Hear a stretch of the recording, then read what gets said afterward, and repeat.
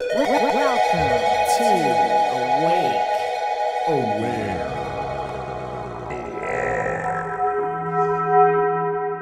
That's unfortunately not why I have it, but although I'm gearing up to go hunting. It's a little too late this year, but I think next year's my year to get back into it. Where do you live? Minnesota. Okay. Yep. Just Yeah, I'm outside not of Minneapolis. sure the season's out there, but around here we've got another week left Yeah. in the season. Yeah. I'm sure we have a similar, but it's a little I don't feel ready to just get out and start right now. I'm not prepared at all, but yeah, I went once when I was like 13, I think, just cuz my dad went. Mm-hmm. And I shot a doe, but at the time I didn't eat venison. I had no connection to the experience really, you know what I mean? It was just sort of like doing it because family did it, and it just kind of left a weird, it honestly just made me kind of bummed out that I killed something without really feeling like there was a reason for it. Yeah. But now I feel a lot more interested in doing that to actually have meat and, you know, connect with the land. Yeah, well, it's never too late. Yeah, for sure. I'm actually going to try a turkey hunt this spring, so Oh, cool. that's exciting. Yeah, I've never done that, but I hear Yeah. it's really exciting. Yeah. I hear Daniel Vitalis just go on and on about how obsessed with turkey hunting he is all the time. So I tried that once with my dad too when I was younger, but I missed the turkey, so I've never actually successfully turkey hunted, so we'll see. Yeah, maybe this year will be the year. Yeah. Yeah. So how you been? I've been good.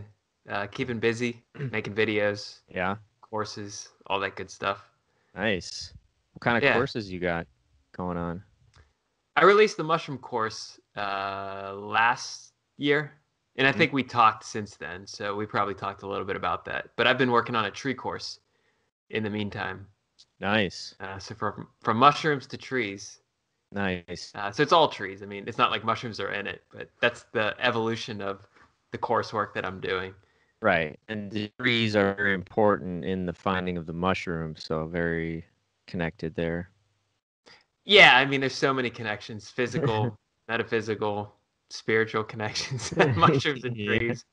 Mostly, we're going to focus on the physical aspects of trees and identification. But it's been fun. I've been learning a whole lot. I mean, I knew about trees clearly because my videos have reflected that to some degree, at least. I've done a couple tree videos, but it's just been like a deep dive into trees the past year. That's cool. Yeah, I've kind of noticed a ramp up in interest in trees in some of your videos, it seems like. Oh, yeah. Yeah. So how long you been doing Learn Your Land now? 5 years, I 5 think. years. 2014, the end of 2014, which is when I left what I was doing before and just went all in on Learn Your Land. But it's been good. That was when you were doing music. Yeah, I was doing more of the nutrition thing around that time, which I still am. I mean, nutrition is still just like a hot topic in my life. I research it, I practice it, I talk about it with others. It doesn't always make its way into my content though, but that was like, I guess, the gateway passion in between music and nature. But I would say I was heavily involved in nutrition before getting into Learn Your Land, more so than music. Yeah, so I know on the first time we talked, you kind of told me about, and I know you've talked about this on other podcasts, but you know, being like a touring musician, just kind of wearing down your health and probably not eating a great diet in general, and that's sort of what kind of sparked your interest in nutrition, and then you know, parlaying into foraging. You know, what was the? I'm just curious, what was, because I have a similar story. I wasn't a touring musician, but I was doing a lot of live sound engineering and kind of trying to be a touring musician, playing a lot of late nights and stuff, and just kind of I've always been interested, well, not always, but I've been interested in eating healthy for quite a while, but still just like the late nights and all this stuff just really wearing down on my health. And a few years back just feeling like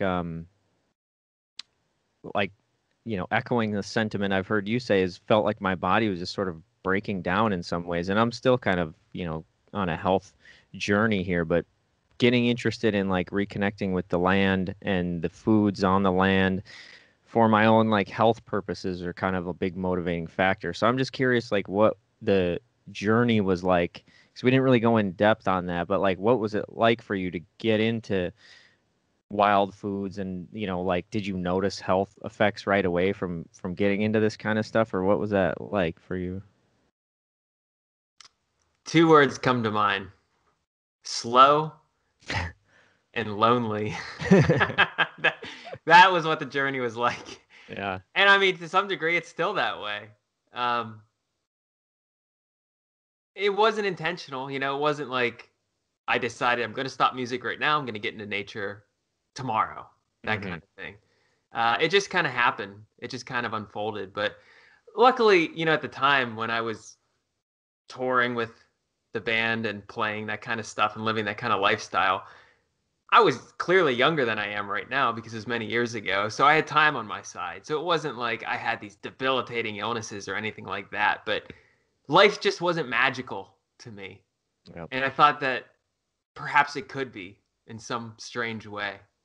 And it's not like I live in a magical realm right now, but I see that it's much more magical now than it was before.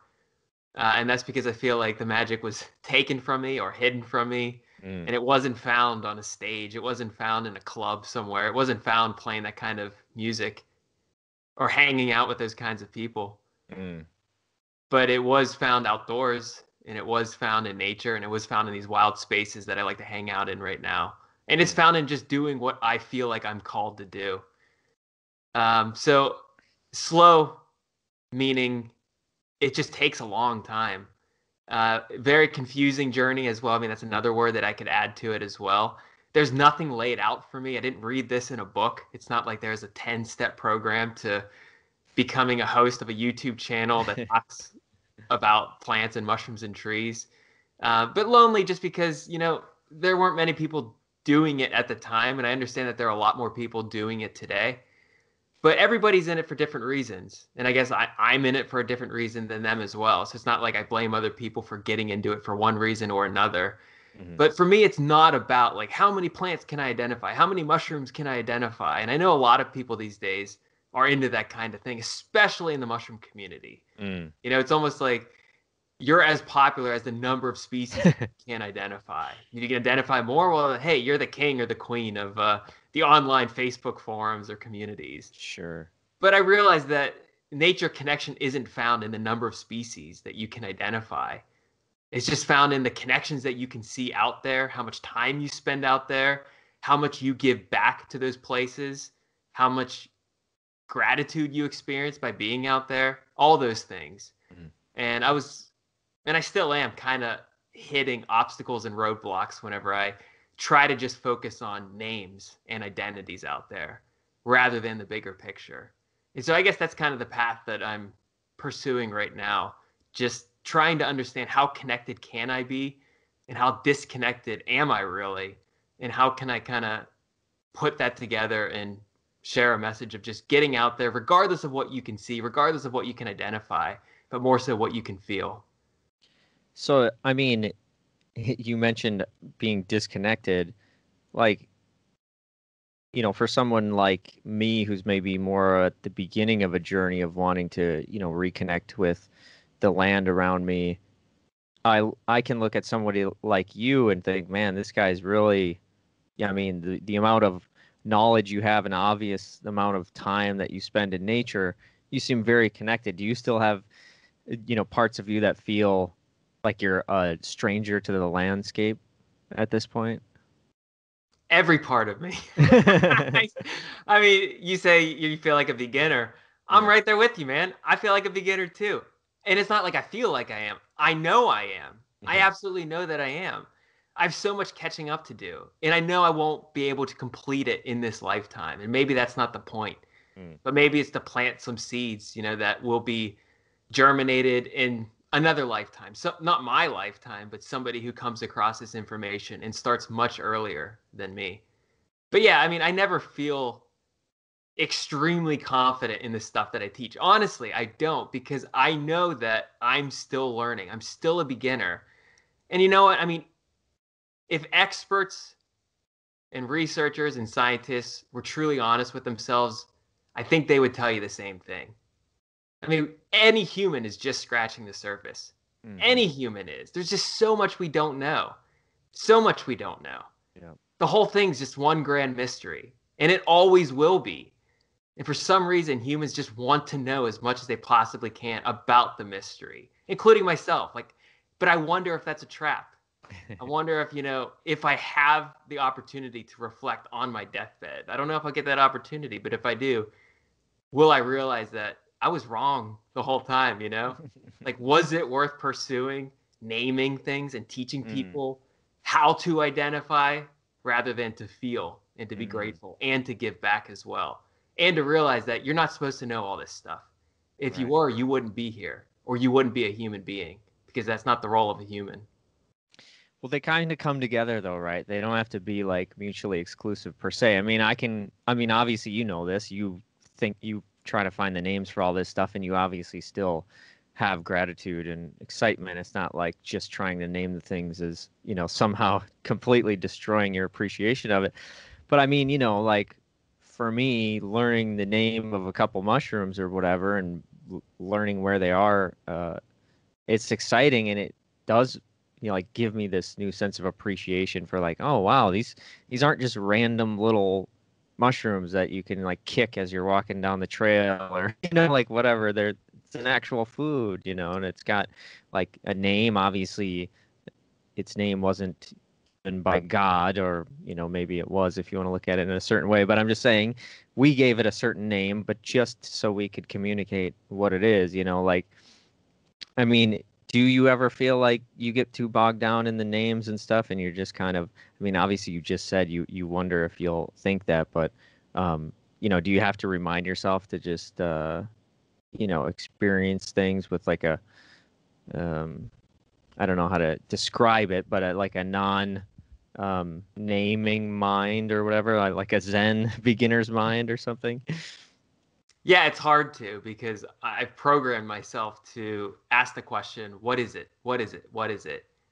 Not what's it doing here or what's its role out here, but more so what is it in identity? And I do completely understand the value of knowing what things are, because in my life at least, it's the beginning of appreciation and caring and loving and protecting. Because if you don't know what something is, how can you hit those next levels? But I'm also understanding that just because I can name something doesn't mean I know it at all. A name doesn't mean you know it. It just means you put something on it that another human being has created. Yeah. Unless you name it yourself. If you want to name it whatever you want, that actually might be even better, because you put some intention in there and you put some of yourself in there as well. And you didn't just take some European name that some European described 200 years ago in an attempt to make everything European around the world. Yeah. Well, the one tough thing that I feel like, we have going for us as Western folks that are just sort of grew up in the culture we have, as most of us, I think you can relate to this, is I grew up it sounds like I don't think your parents hunted or really did much nature related stuff at all. I did some fishing growing up, and my stepdad and my dad hunted a little bit, but really no real connection with the land or knowing of any plants or many animals besides the main ones you'd see, like a deer or squirrels. But I think back about there's a lot of Native American heritage around where I live in Minnesota, and just sort of being exposed to some of that in the periphery. It's the amount of deep connection that was passed through the generations and knowledge of the landscape that's been sort of lost to people like us. I mean, it just feels like this deep missing part, where I sense a really deep feeling of insecurity just being a human being, I'm disconnected from the very place that I exist, you know. Like there's times in nature where I just literally feel this feeling of like anxiety or fear inside of me that's just because I don't know. Just sort of like putting a domesticated dog out in the woods. It's like, sure, they're going to have fun for a couple hours, but when nighttime comes and they're hungry and they've got to sleep somewhere and they don't have a pack, you know, it's like things get a little bit scary. So I'm wondering, like, do you resonate with what I'm talking about? And has that changed for you as you've, you know, spent more time in nature and identified various plants and started to eat these plants and mushrooms and hunt? Like, has that, I know you said you still feel disconnected, but do you feel more of a sense of a connection and like, you know, resilience or inner, more of a security in your just being more connected with the land around you, if that is making sense at all? Yeah, I do. And I love how you phrased it. You said you feel disconnected from a place. Mm-hmm. And you didn't say nature, which can be quite abstract to some people. Even though we can picture what nature is, it's different from place because place is pretty specific. It's local. It has a particular like timestamp to it as well.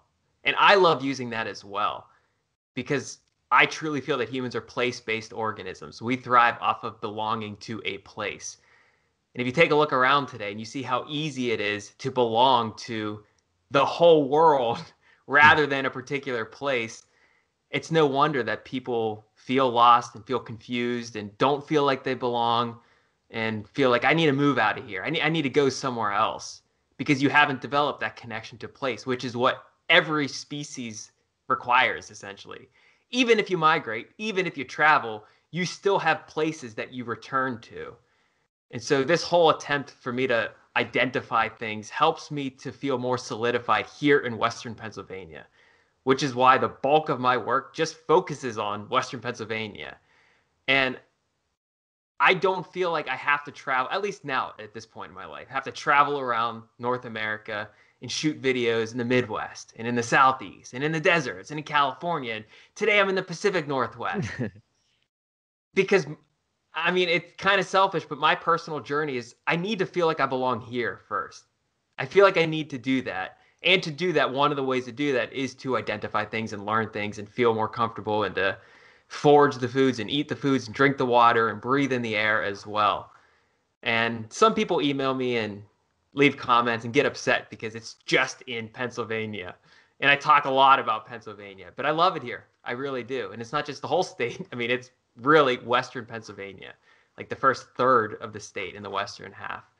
But yeah, I mean, I feel more connected than I was 10 years ago. Prior to 10 years ago, I didn't even sense a disconnection. Like that wasn't even a word to me. That wasn't even a feeling. I had no concept of that. And then when I had that feeling, it was just like a big weight on my shoulders. Like now what do I do? I feel so lost. I feel better now in that sense, but nowhere near as good as I think a human being should. And we'll see what happens in 10 years, 20, 30 years, if I'm granted that time here on this planet. Yeah. Yeah, I relate exactly how you explain that. I mean, growing up, like I did enjoy fishing, but you know, there were certain things about where I came from. I mean, I'm originally from Wisconsin, but just like an hour away from where I, you know, grew up in Minnesota. So it's sort of the same thing in some respects. Um, but you know there are certain things that my mom or was really interested in, like loons and moose and like wild rice and these different things, where growing up I was just sort of like, that's dumb, like just didn't really have any interest, didn't see the you know the value in that stuff. And I had that feeling too of like, I want to get out of here, like I don't feel like I identify with this place. Like the winter is way too cold. I just don't like it here. I want to go to California or something. But yeah, just really sort of facing this that weight of waking up to the fact that, like, here I am existing in the only native habitat I have, because I don't, I've never been to where my ancestors are from in, Norway or in Germany or whatever. So like I have no connection to that. And here I am just sort of like lost in this place. But yeah, just the small amount of trying to reconnect, like going up to the Boundary Waters here in Minnesota and like seeing loons and feeling like genuinely excited and like wanting to know more about them and all of this and kind of feeling the majesty of where I'm from. It's a really cool feeling. And so like, you said you've been doing Learn Your Land for 5 years. How long were you doing this stuff before you like started Learn Your Land and started kind of starting your business? Like, how long has it taken you to start to feel some sense of, connection to your place? I mean, I guess it would be different for every single person, but if you're asking me how long Yeah, it took, you personally. I don't know. It was so gradual. Yeah. It was incredibly imperceptible. It wasn't a certain day where I like wrote down in my journal, wow, today I feel connected, because Yeah. it fluctuates. It really does. I mean, you get to a certain level of nature literacy that you realize, wow, I really don't know that much. I know I said this before and I keep talking about this, but it's truly how I feel. Like you get certain levels, you feel comfortable, and then you realize, wait, no, I could keep going down this particular path, which I know nothing about, or just skim the surface, or I could go over here and learn this, or I could go over here and learn this. I mean, I would say a couple years, but so many other things were happening at the same time. I mean, I realized the value of self-education around that time, so I stopped. I don't know. I mean, it's not like I was watching the news to begin with, but I kind of just like vowed that I'm never going to pay attention to that stuff. It's just all bad stuff. They're not telling the truth most of the time. They fake a lot of their expressions. You just watch it. It's just so fake. All the commercials are fake. All the advertisements are fake. So I thought, like, I'm going to choose what I put into my mind. And so that helped a lot at the same time. I stopped working for other people. I wanted to work for myself. That helped as well, find more magic in life. The foods that I was eating helped as well. So all of this helped me feel more connected to this time and place. I mean, it's hard to say that just identifying things and spending time in nature was the sole thing that helped, because I also started hanging around with more people who made me feel comfortable spending time in nature, people who knew a lot, who would take me out, show me their spots, help me hunt or help me forage or help me find mushrooms, those kinds of things. So there's a lot that goes into it. But a lot of it was real world experiences and not necessarily things that I learned online or communities that I joined online or videos that I watched online. Even though I put that stuff out there and I run my business online, you really just got to get out there and do it. Yeah. Well, you're bringing up a lot of stuff I wanted to ask you about. I want to come back to the news thing because I wanted to talk to you about that. But you're talking right now about sort of mentorship in some ways. And I've heard you talk about this, how important it is to kind of like find real people that are doing this stuff. Like, why is it so important to find a mentor? What are, some of the biggest benefits you've gotten from that, and how do you find people like that, The reason it's important is because it's the oldest form of learning, the most time-tested form of learning, the traditional form of learning. I understand the value of books. I understand the value of websites. I understand the value of going to class and thinking that your teacher is a mentor. But it's not the same thing as a genuine relationship between a master and you as the apprentice. And I can't explain the specifics because many times it feels like it's too slow or isn't worth it. Or you could just take shortcuts by watching a quick video on it or reading the 10-page guide rather than the 10-year guide who's right in front of you. But it just feels right.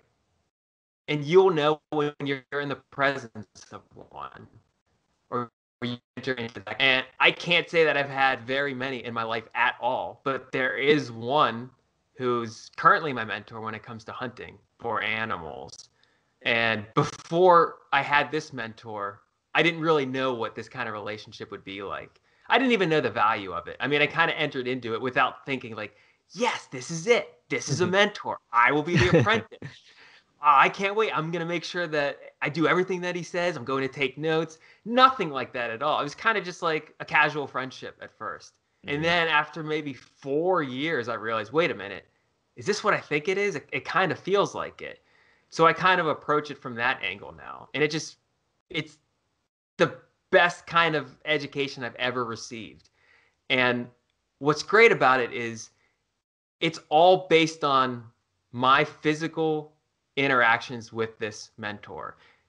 I don't read anything on this subject outside of what's going on in this relationship. I don't watch videos on it. I don't really ask other people. I just watch this man. I listen to what he tells me, and we just spend time with each other. And I learn. And I know he learns from me as well. But I'm very careful to just remain that perpetual student in his presence. And I love that because everything else I've been taught is you got to read a book on it. You got to get a degree in it.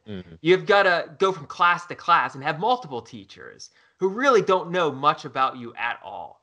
But they'll pass you if you do well. They won't pass you if you don't do well. They'll get angry when you ask them controversial questions, because I've run into this in the traditional education system, and it just feels so fake. It just feels too new and not time tested. But in the presence of one person, like, that's where the magic is.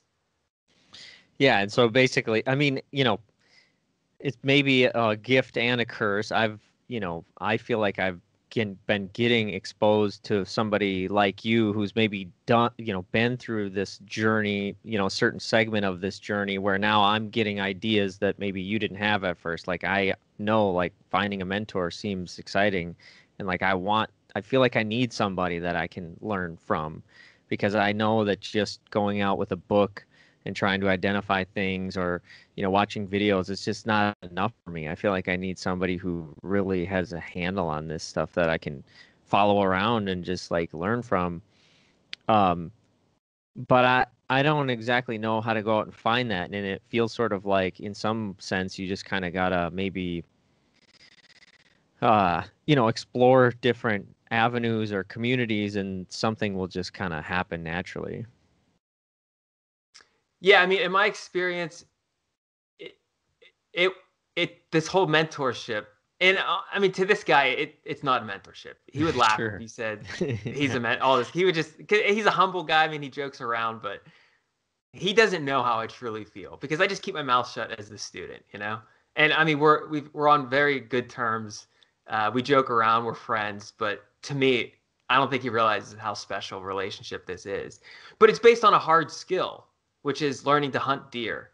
It's not he's my spiritual mentor, Right. or he's my life coach, who, if I have a question about anything, he's the guy to go to. Not at all. I mean, he's the guy to go to for hunting, and that's it. Like, that's it. Anything else is just like superfluous. I take it with a grain of salt. It might not make too much sense to me. Like, he's not my nutrition mentor. He's not my relationship mentor. He's not my financial mentor. It's just based on one hard skill. That's it. And so, I mean, my advice to you would be, like, pick a hard skill that you're interested in learning. And rather than seek out the library books, which is great, rather than seek out the videos, which is great as well, be open to the possibility that there's somebody out there who has this strong desire. And that person might not be able to articulate this desire, but they have it within them to pass on this information before they pass from this world. And they exist. They're out there. You just got to be open to the experience, and I would like to believe that if it's meant to be, it will be. So I want to,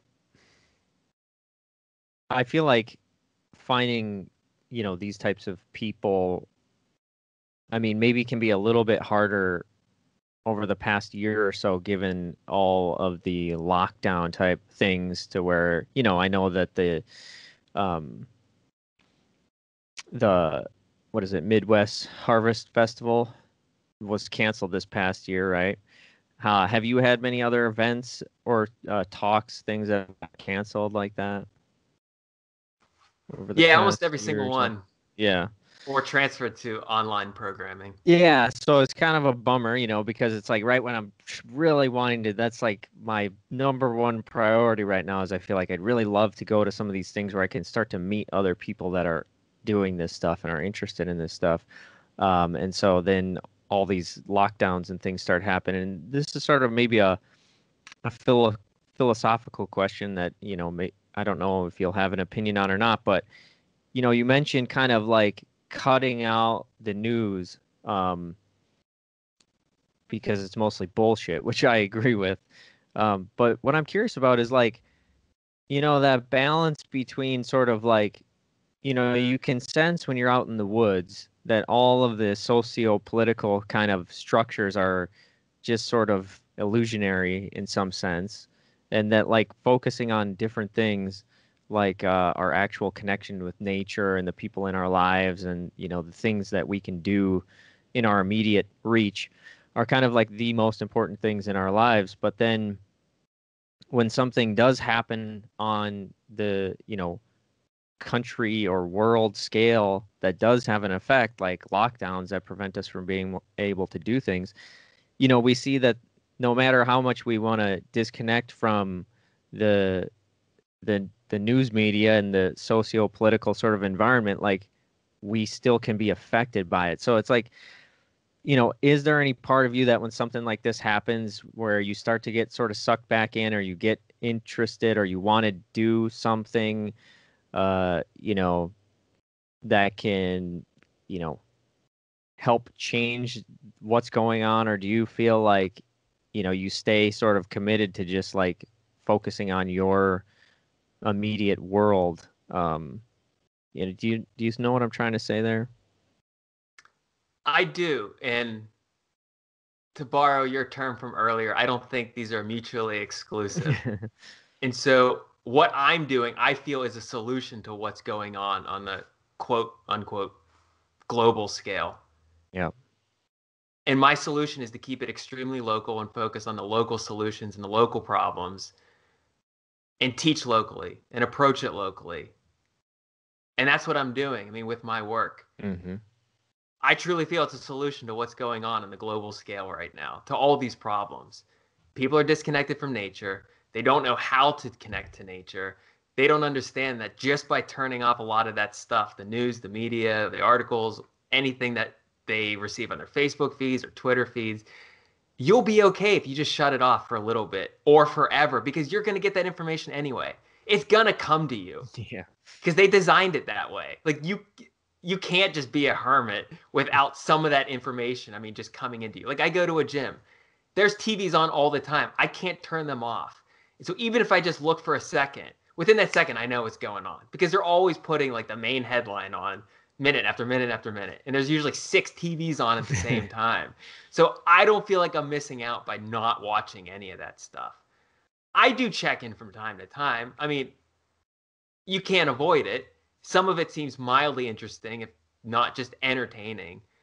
But I feel like the work that I'm doing right now, I have to do this kind of stuff. And I don't want any distractions. And I see all of that as a distraction. But not only that, I do see it as a solution as well. And I might be naive. I might be selfish in saying that. But I've seen the changes in my life and in other lives as well. There's so many problems that need to be addressed locally. And there's so many things that we can do. And whenever people talk about national this and national that and universal or global, it doesn't mean you. It doesn't mean me. Things that are happening out there don't always pertain to all of us. But it's easy to get sucked into all this because that's what they want it to do. But when you go outside and you see that there's a piece of trash in the woods in a nature preserve, and you walk by it knowing that if you don't pick it up, somebody might not because you're way off the trail. Well, that piece of trash does mean you. It means you pick it up, because if you don't, who's going to do it? And that's something that you can feel good about. Every time you do something like that, you can feel incredibly good about that and effective.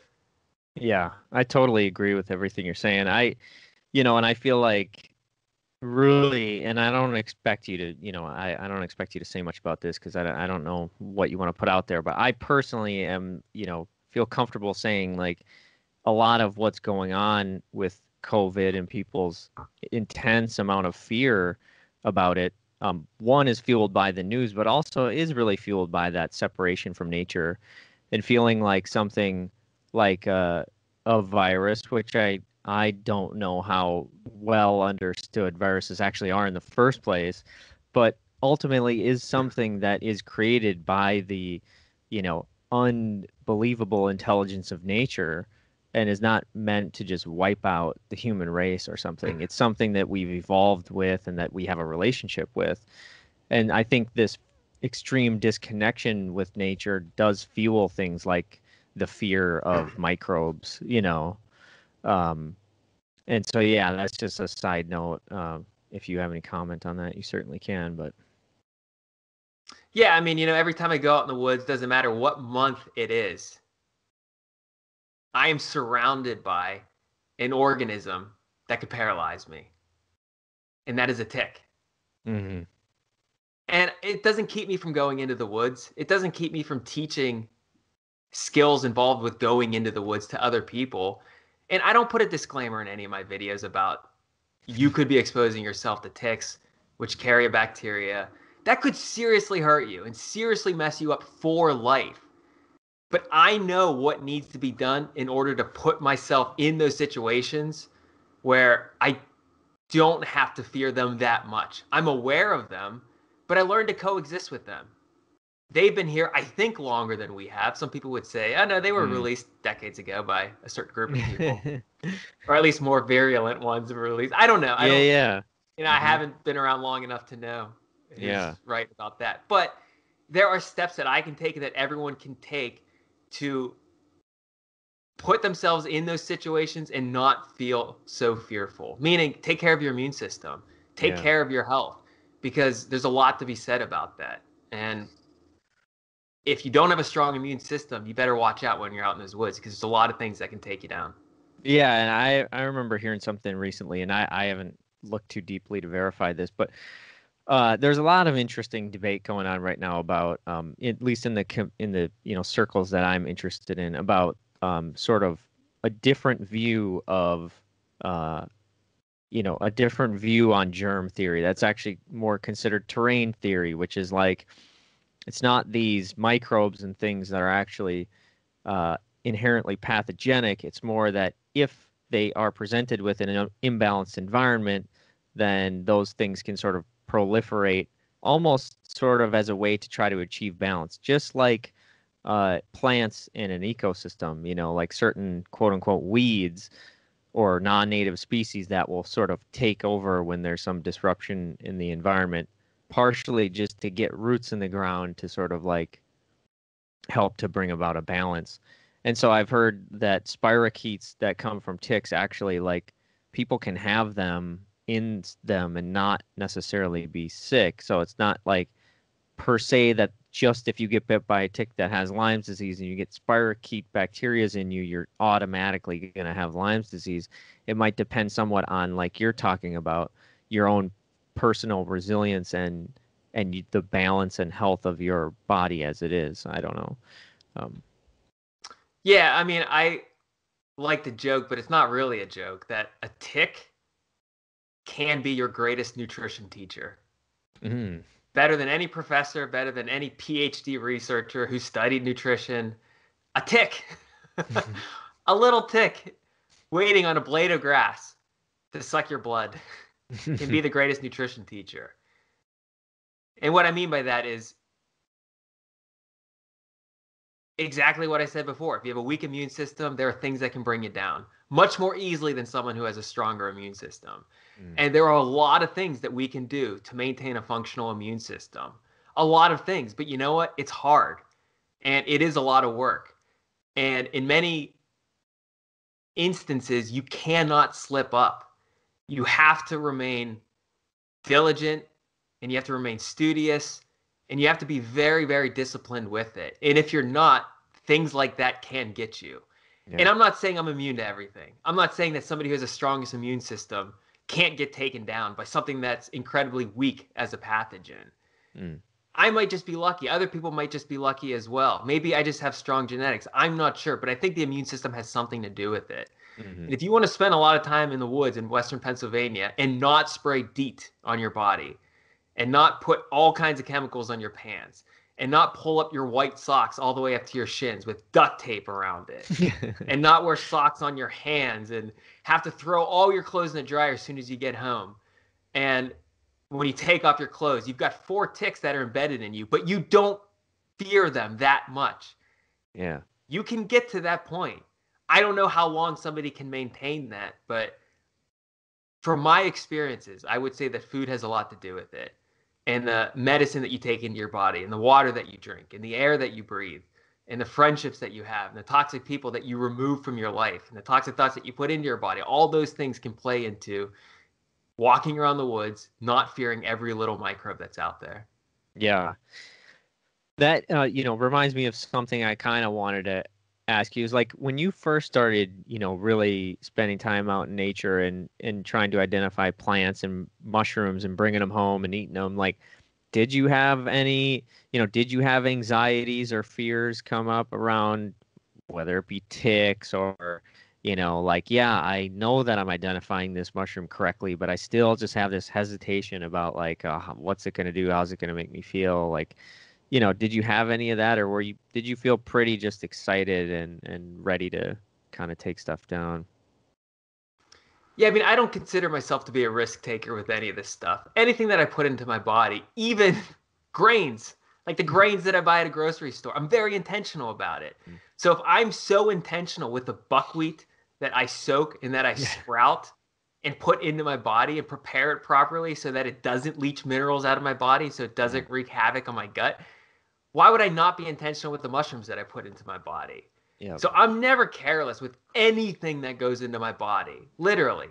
I mean, sometimes things will get past me. Like you go to a Christmas party and somebody serves you something. It's like, all right, to be nice, like I understand the gesture here. You're trying to be kind. This is an old form of communication and love and rapport building to share food with one another. I get it. It's been sprayed with pesticides and insecticides and fungicides. Okay, I get it. I'll probably just take it and say a prayer and hopefully it doesn't do much damage to me. Yeah. I'm intentional with all this stuff. I really am. And so whenever I started foraging with mushrooms, it was the same exact thing. I want to know what every species is. I don't just lump all the boletes together, which is what some people do. Boletes are mushrooms with pores in the underside. They're considered to be a safe group of mushrooms for the table, generally speaking. I know many people who just throw any bolete into their basket, bring it home, and just cook it up. And in 99% of the cases, you'll probably be okay. But that's not enough for me. I want to know everything. I want to know what is going into my body. And I want to know that it is edible as well. And that if I can make it more edible for my body and less toxic, I'm going to do that as well. Yeah. Yeah, I asked because just this past summer here, I came across a nice patch of chanterelle mushrooms, and that was the first time finding them for me. And I didn't really know a whole lot about them. I had never had them, but ended up being able to identify them and spent a lot of time like trying to identify them and make sure that I knew it was the right thing. And from what I gather, they're not the most, they're not the riskiest mushroom to identify, but there are a couple lookalikes. But even though I felt super confident, I still felt a little fear like eating them, like, oh God, what if I'm just not right here, And it seems to me like I personally, in my journey, I'm getting a little bit of just insight into my own lack of confidence just in myself.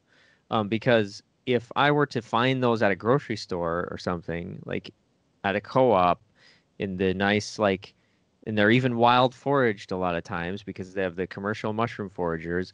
There'll be a nice bin of chanterelles there. It's like I'm gonna not even second guess it for a second. I'm just gonna be like, yeah, okay, cool. Some authority is telling me that these are the correct thing. I'm gonna take them home and eat them. But I don't necessarily have that same trust in my own ability, even though I spent a couple days, looked in multiple books, websites, checked out your video, like all these different things, and I still had this little inkling of like, what if I'm not right here, or what if there's something, these do something to me that I don't want them to do. Yeah, I mean, early on, what really helped me was going out with our mushroom club and making sure with the experts that what I was bringing home was edible. And I remember asking them, you would eat this? Really? You would?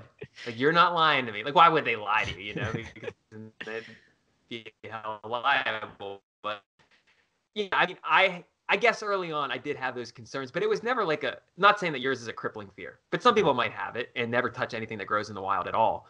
I never had it to that degree, but I was curious and I was cautious. And like I said, I was very intentional with my food choices, even 10 years ago when I was learning how to forage mushrooms. But I mean, again, this speaks to the value of having real world teachers and mentors rather than an online Facebook group or a book or a guide or a video or anything like that.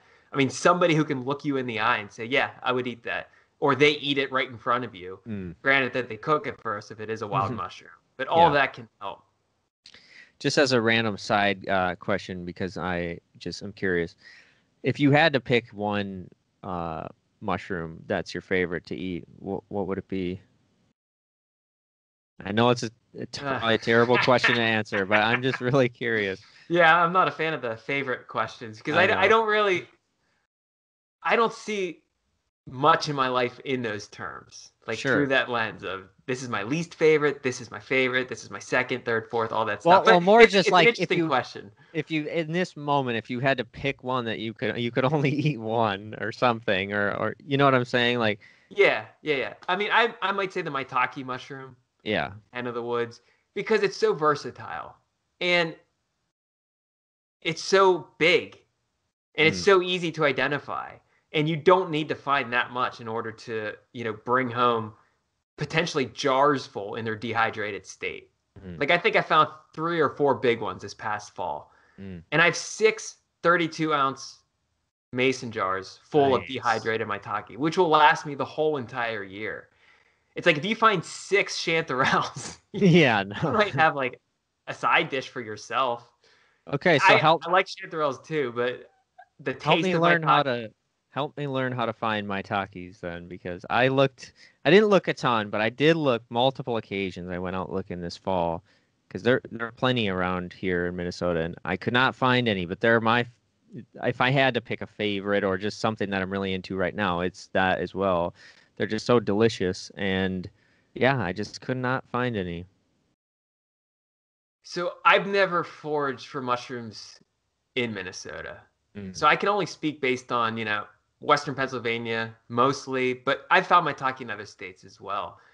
I mean, you've probably heard all the classics pieces of advice like oak trees. You want to find oak trees. Look at every single oak tree that you possibly can.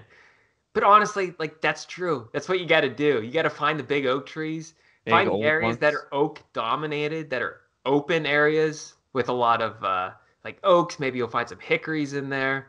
You might find some, I don't know, hop hornbeam might be in there. You might have some maples in there, but usually just a lot of oak trees. Usually in the drier areas is where I find it. Not necessarily on ridges, but like on the slopes up to ridges. But it really comes down to just spending a lot of time looking for it. The more time that you invest in it, the greater the likelihood that you're going to find it. I mean, if I just spent maybe 4 days this year looking for them, I might not find any.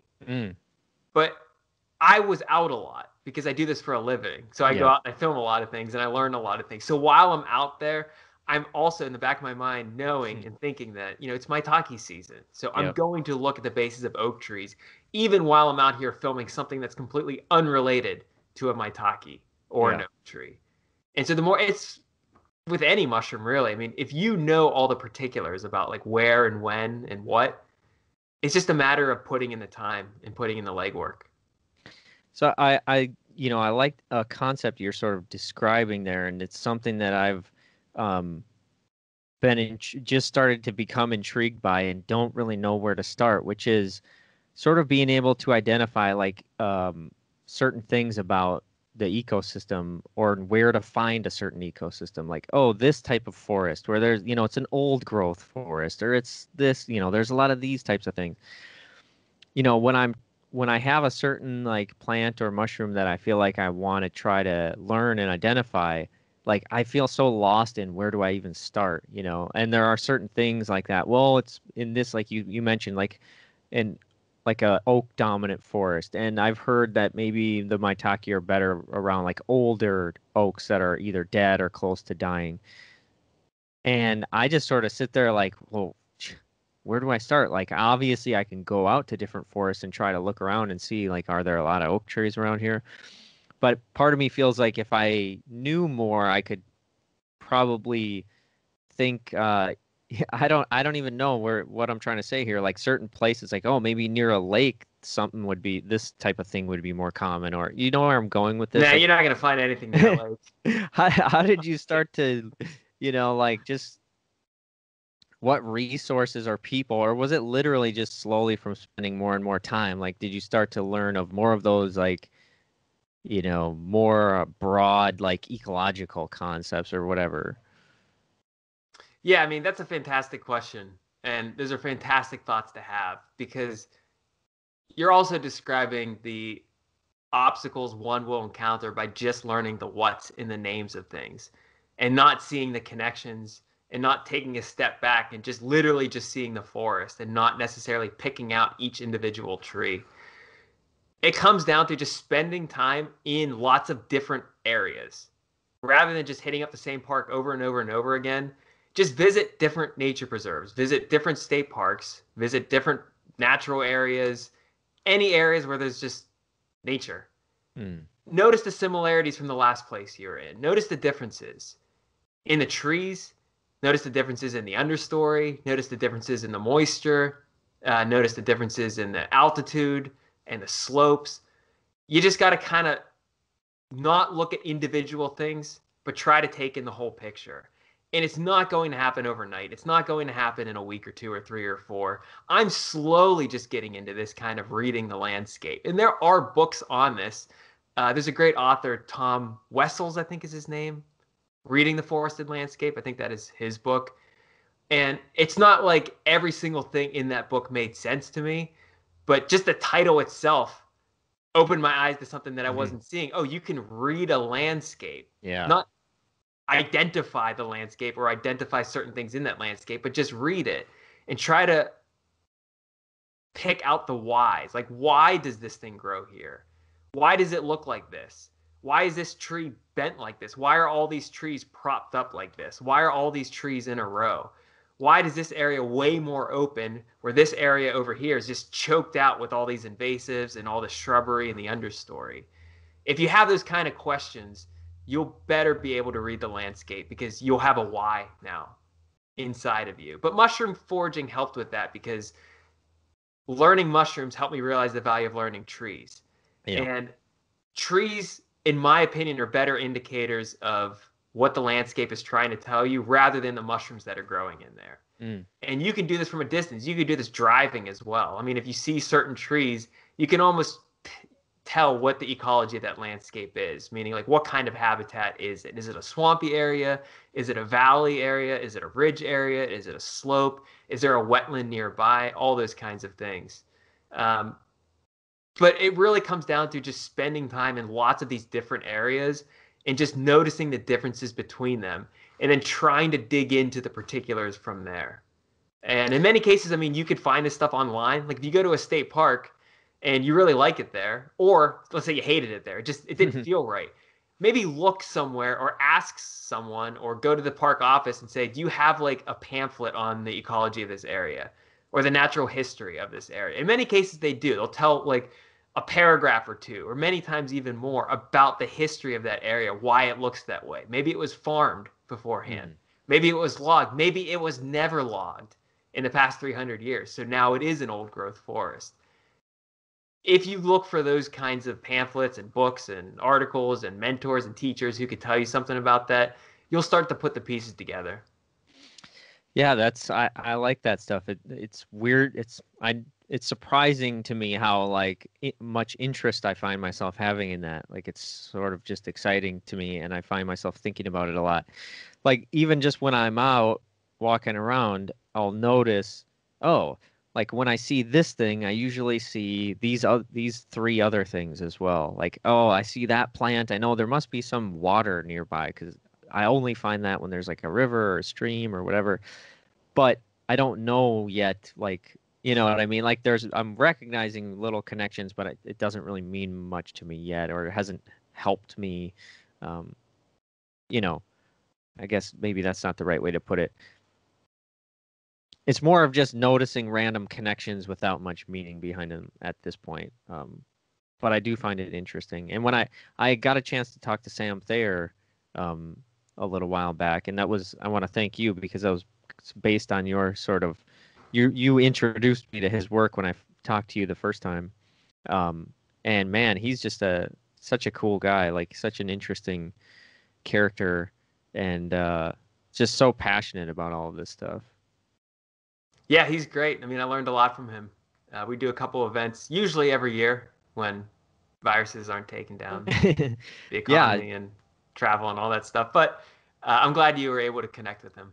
Yeah, I hope to if you guys do the festival again, this is it in the summer, late summer?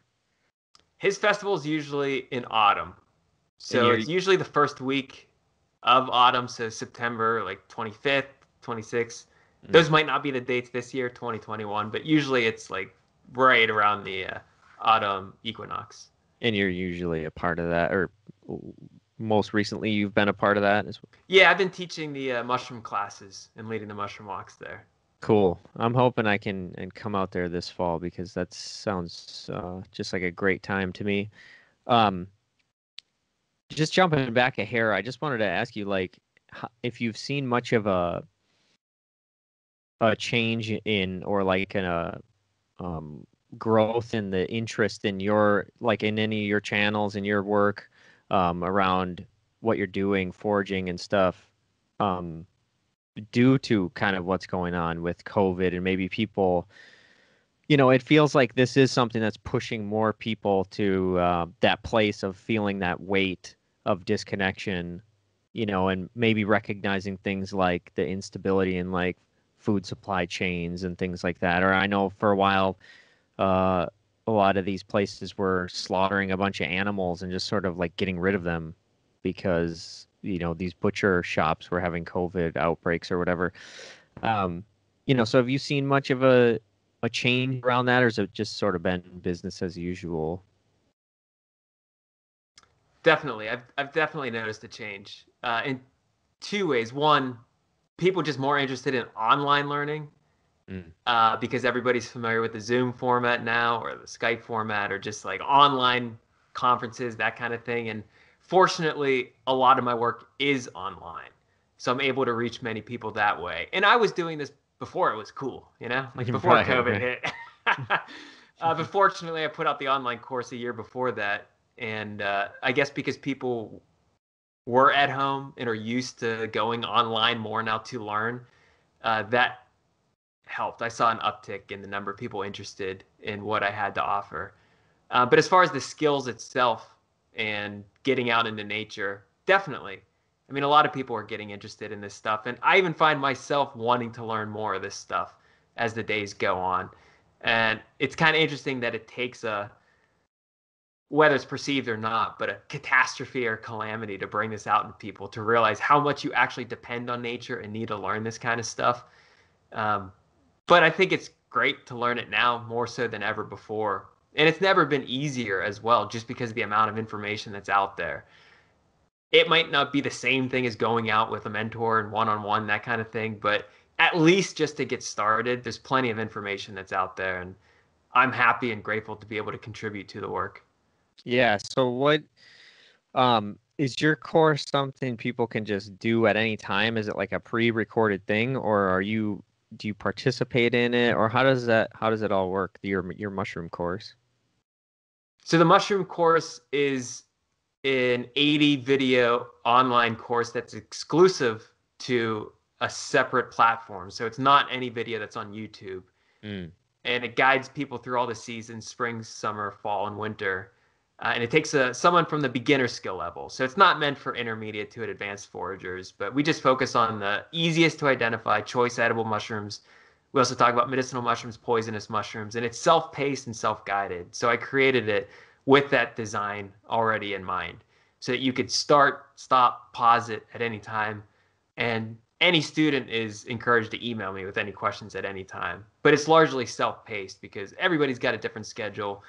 I know when things are scheduled for me, as far as like an online call or online learning, it can be tough to get everybody together. So I wanted to keep it at your own pace. You could start, stop, pause, that kind of thing. Yep. And now I'm working on the tree version. So I got the mushroom one out. Next up is trees. We'll see what the third or fourth one will be. Nice.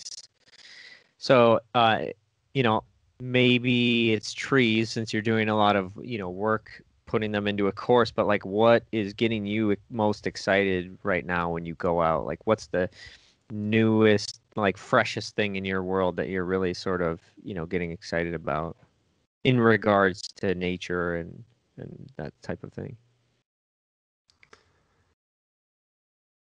I mean, a couple things. I guess lately it's been deer, just because I've been hunting deer. Yeah. And I only get to do that a couple weeks out of the year. And so, I mean, in the off season, clearly I'm looking for sign, clearly I'm looking for tracks, but you're not as intentional with it as you would be during deer season. So it's like nothing but deer during those couple weeks. But because that season's dwindling right now, I guess the excitement has waned somewhat because, well, I got the deer and deer season's almost over. Trees, I mean, because I'm focusing on this course, I'm seeing the world of trees right now, unlike I've ever seen it before. I mean, when I go out, that's what I'm looking for. I'm looking at the structures, I'm looking at the branching arrangement, I'm looking for new trees. And it's exciting to me that there are trees that I've never seen that grow so locally to me. And I've been doing this for many years, but there's some tree species that might not be that incredibly common in Western Pennsylvania, but they're out there and they're native, and I've never met them. And so I'm curious to go out there and film and photograph them and share what I've learned with other people. But another thing, surprisingly, is birds. I've been getting into birds more and more lately. And I honestly didn't expect this. Kind of like I just got into nature without even realizing I was doing such a thing. It's the same thing with birds as well. I really thought that it was just going to be mushrooms for the rest of my life and maybe foraging for plants and maybe a little bit of trees. And I thought, yeah, but like, why would you get into birds? There's plenty of people who are into that. You see birds all the time. They're out there on your feeder. But man, there's just so much to learn. And they can tell you so much. And it's so exciting as well. And one of the reasons that I'm getting into it is because I'm filming trees and I'm noticing trees more for this course that I'm producing. And so I'm sitting there with a tripod, like filming the buds of a tree. And all of a sudden there's like a black-billed cuckoo up in the tree. And it's like, oh my God, if I just turn the camera a little bit, I can photograph it and film it. And it's just amazing to do such a thing. But when you're looking for mushrooms, your head's always down. So you miss all this stuff that's above you. And so I'm trying to round out my nature education with all different kinds of things. And also with the birds, they're more approachable than most animals that are out there in nature. Yeah. Like, even if you're loud and noisy and obnoxious, you'll still see some birds out there. But you're never going to see a mink or a black bear or a bobcat or a rattlesnake acting like that, you know? I mean, you might every now and then. But even if there's noisy kids throwing rocks in a stream, it's like, well, you'll see birds in the distance. And so it feels good to see something that's like moving around and so beautiful at the same time. This might be too big of a question to go too deep into, but like you mentioned, birds can tell you so much. Like, what do you mean by that? What are you finding that you can, learn from what types of birds you're seeing or whatever? Well, clearly they can tell you what kind of ecosystem you're in because some birds prefer older trees, second and old growth forest rather than like freshly cut shrubby areas. Some birds just exist on that periphery in the edge areas between like a forest and field. Some just prefer being out there in the open. And so if you can hear a bird and you can detect its song and you can identify it based on the song, you might know what kind of ecosystem you're in. So this goes back to that question of like, how are you able to read ecosystems? Well, birds is one way that you could do it as well. But you can also tell what else is going on in the forest at that moment by birds. And I'm by no means an expert on this. I'm just getting into this. But if you see birds all of a sudden just fly away super quickly, there's probably something that kicked them up. And this could go for any animal. I mean, deer do it as well. But maybe there's a predator in the area. Maybe there's a kid just like plowing through the woods and all these birds just disappeared at once. So you could tell when there's something else there besides the birds, even without seeing what that threat might be. And of course, when they're carefree, they're singing a certain song. When they're trying to warn something, they're doing a different sound as well. Or they might be completely silent because maybe they don't want to be detected. And so I'm learning all this piece by piece, little by little. There's actually a great book that's written called, I think it's called Robin Knows, and it talks about the value of listening to birds. What? I think it's called What the Robin Knows. Mm. And it talks about the value of sitting down, finding what they call a sit spot, and picking up on this bird language, and also trying to detect why those birds are doing what they're doing right there. Because they're on top and they're seeing down, so they can see much farther than you can. And you might be able to determine what's going on 100 yards, 200 yards, 300 yards away, even in all this thick stuff, just based on how the birds are singing and what they're doing, how they're moving. So that's a good book that I recommend for people who are interested in getting into this. Yeah, that's really cool. I also have found myself being pretty interested in birds. I don't know many, but my mom was always really interested in birds when I was growing up, and she still is, has a bird call app on her phone and has different bird calls set for different people's ringtones and all of this stuff. And I never cared about it much before, but most recently, like hawks have really kind of sparked an interest in me in birds. Just seeing some hawks around, like I don't know, they're so cool to me. Finding a couple hawk feathers, like they just seem like such a powerful creature. But yeah, so that book sounds really cool, and I really like the idea of sort of helping to use what you're seeing bird-wise to kind of tell you things about the landscape. I've noticed, along with foraging interest and stuff, I've also gotten to be really interested in things like regenerative agriculture and permaculture and stuff. And, just the observation aspect seems to be the biggest sort of key in all of this stuff, is just really paying attention to like what you're seeing. And at first it seems like, I don't know, man, it seems like almost an impossible hill to climb, but people say that eventually, if you pay close enough attention to things, you'll be able to understand why certain things are happening, whether it's on your regenerative agriculture, farm, or your permaculture food forest, or just in the natural environment. But yeah, so I'm excited to spend more time doing that. I'm curious, I've never heard anybody ask you about it. Do you do any type of do you do an annual garden, or do you practice any types of cultivating? Do you take any wild foods home and put them in the ground, or any stuff like that?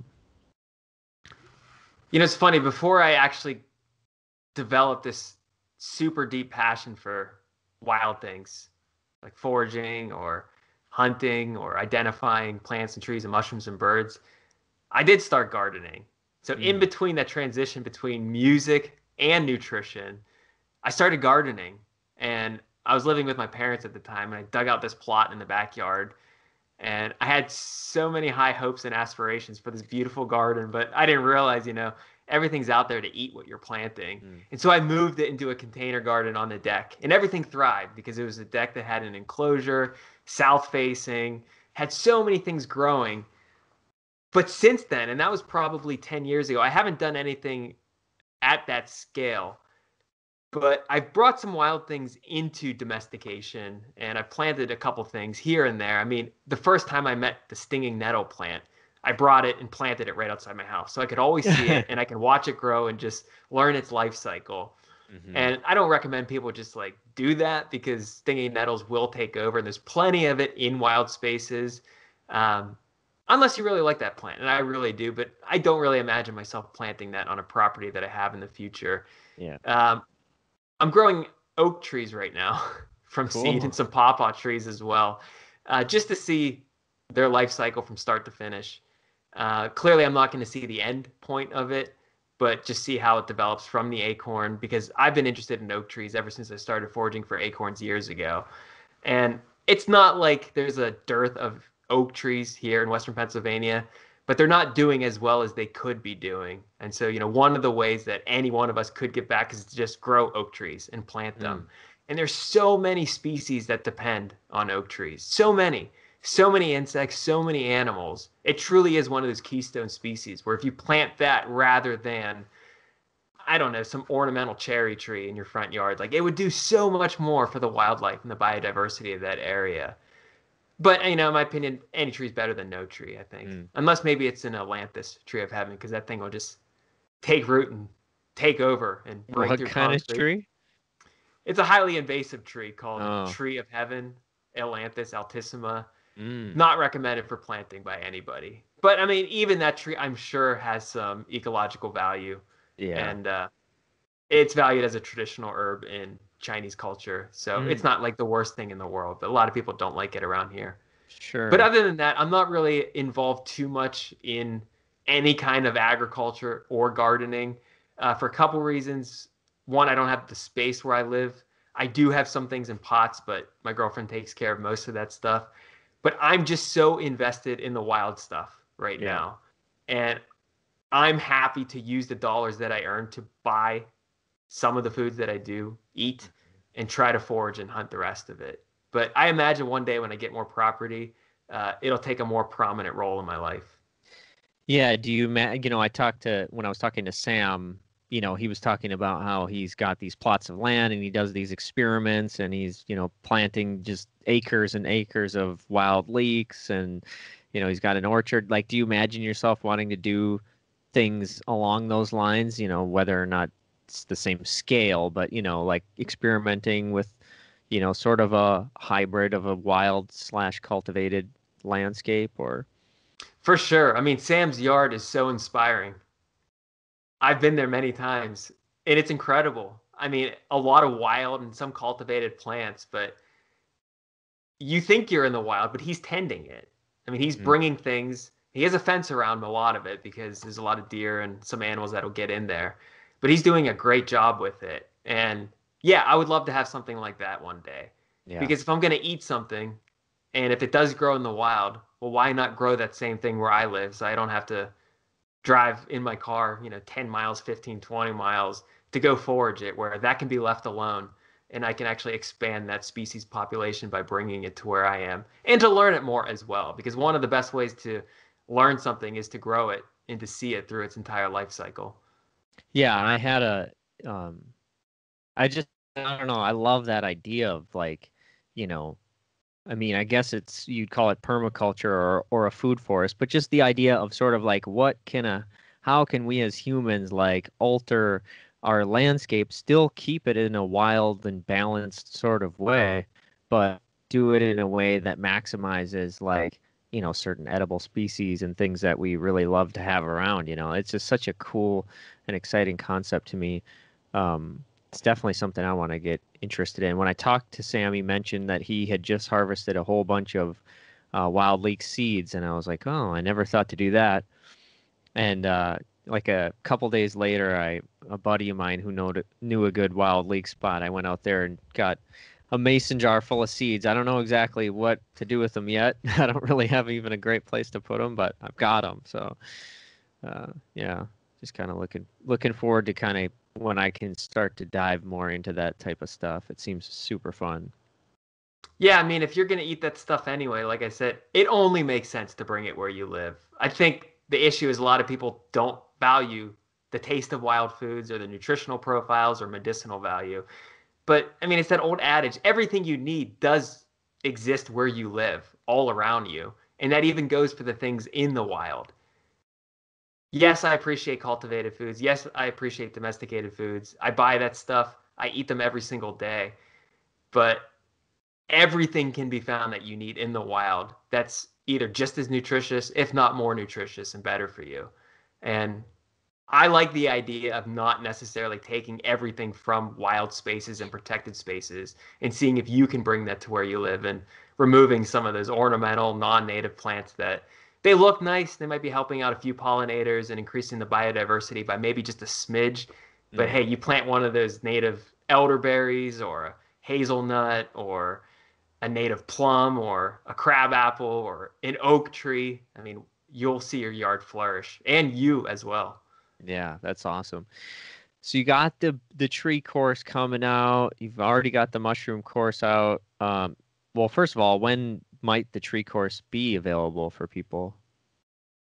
Not until next year. So probably the spring of 2022. Yeah, this is about a 2-year project.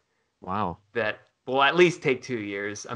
I set a deadline for myself, so we'll see if I stick to it. Nice. I mean, it's a lot of work to try to document as many trees as possible and to put it into an online format where it makes it easy for people to go through and actually feel like they learned something and feel more comfortable going out and identifying trees. Well, you're going to be continuing to release YouTube videos, I'm sure, right? And, Instagram posts and probably do some talks and all of that. For the time being, I'm going to continue to release free content. I mean, I feel strongly about that, to put a lot of free content out there as much as I can. No ads, no advertisements. You don't have to sit through those things.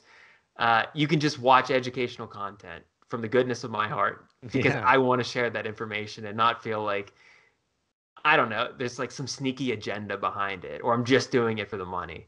Yeah. But for the people who want to support the work that I do in a different way, I've got the course, and I'll have another course coming up. Yeah. Well, I want to tell you personally, I've found great value from your free content, and I appreciate it very much. So I can't speak for anyone else but myself. But well, hey, there's one that I know of then. Yeah, you. For sure. Thanks. Cool, man. Well, thanks for taking the time to come on and chat with me. It's awesome to talk to you. Yeah, likewise. I don't remember the last time we did it. It might have been maybe a year and a half ago, but it's good to stay in touch. Thanks for reaching out. And something like that, yeah. You got any other plans, or is the tree thing just kind of going to be consuming the majority of your free time and your focus? Or do you got any other like vision for the future of what you want to do? Just continue to release courses, or do you got any other kind of things you're scheming up? I mean, I'm always trying to scheme up things. Definitely the tree course is taking center stage right now, but I'm always brainstorming ideas and thinking about ways to raise a lot of money or make a lot of money and give it to land conservation trusts so that they can protect wild spaces and natural areas. And so I talk about this sometimes in my videos and interviews, and I think on the website there's a link to land conservation trusts where people can donate. But I feel strongly about that, and 5, 10, 15, 20 years from now, we'll see how much I can actually give them. But every year I do donate a portion of everything that I earn to these natural areas and the people who take care of them and steward them. Because without them, like, what would we really have, you know?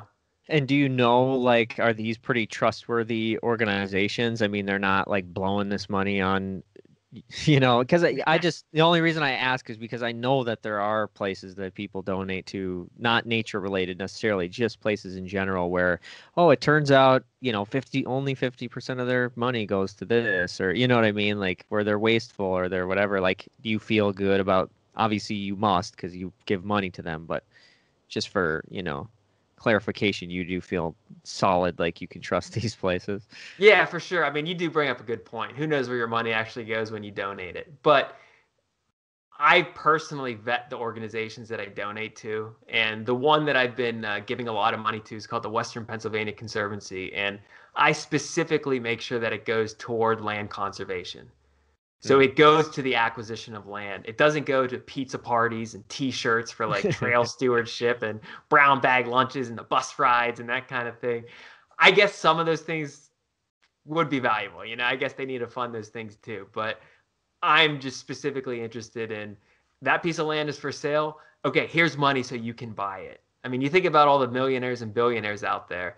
If they just spent even a fraction of their money on land conservation and donated it to land conservation trust, how much greener and how much wilder, I guess, our country and world would be, you know? Yeah, for sure. Awesome. Well, thanks again, man. I appreciate this is great to chat with you. Yeah, you too. Keep up the good work yourself. Well, and thanks, I'll check man. out Sam's interview with you. Is that posted? Yeah, it is. Yep. Okay. Yeah, I'm sure it's good. So I'll tell everyone listening to check out that interview as well, because Sam's fantastic. And cool. You ask good questions too, so I'm sure it's a phenomenal interview. Thank you.